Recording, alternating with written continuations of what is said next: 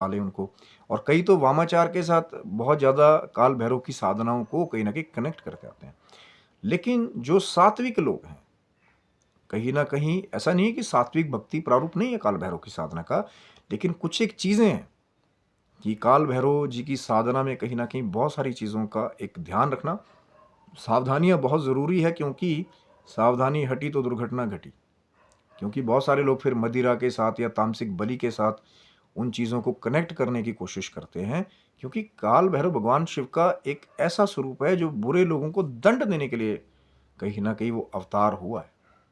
लेकिन उसको गलत धारणाओं से जोड़ना, क्योंकि ये लोगों की बुराई को रिमूव करने के लिए कहीं न कहीं ये अवतार बनाया गया है कहीं न कहीं, है ना?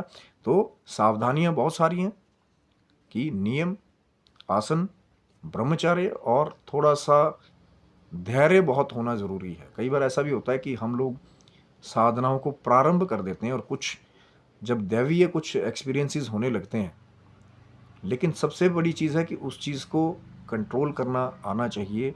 सिर्फ़ ये नहीं कि आधा-अधूरा ज्ञान लेकर के पॉडकास्ट से आपने चीज़ें शुरू कर दी।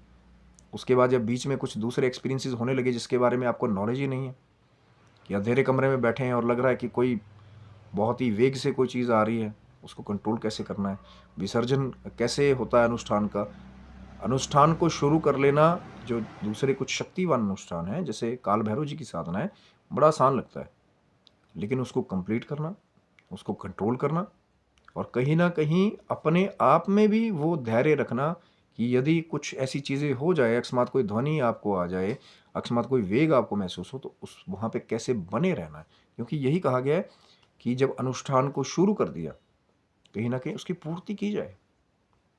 लेकिन सावधानियाँ वही है कि भक्ति, ध्यान और सिर्फ़ ये नहीं कि आधा-अधूरा ज्ञान ले लिया, ये हो जाता है, वो हो जाता है, ऐसा कर लेते हैं, ये भोग रख दो, ये बोतल रख दो तो ऐसा हो जाएगा, है ना? साधनाएँ बहुत ज़रूरी, क्योंकि ये भगवान शिव का दंडनायक स्वरूप है।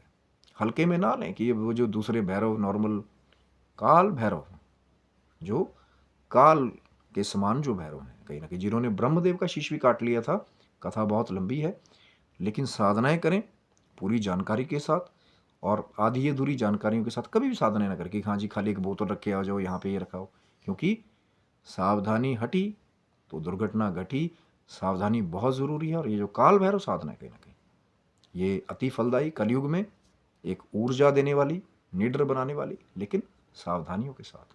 स्वस्थ रहिए, मस्त रहिए, लेकिन सावधानियों के साथ। तब तक के लिए सभी बंधुओं को हर हर महादेव शंभु। जय माता दी मित्रों।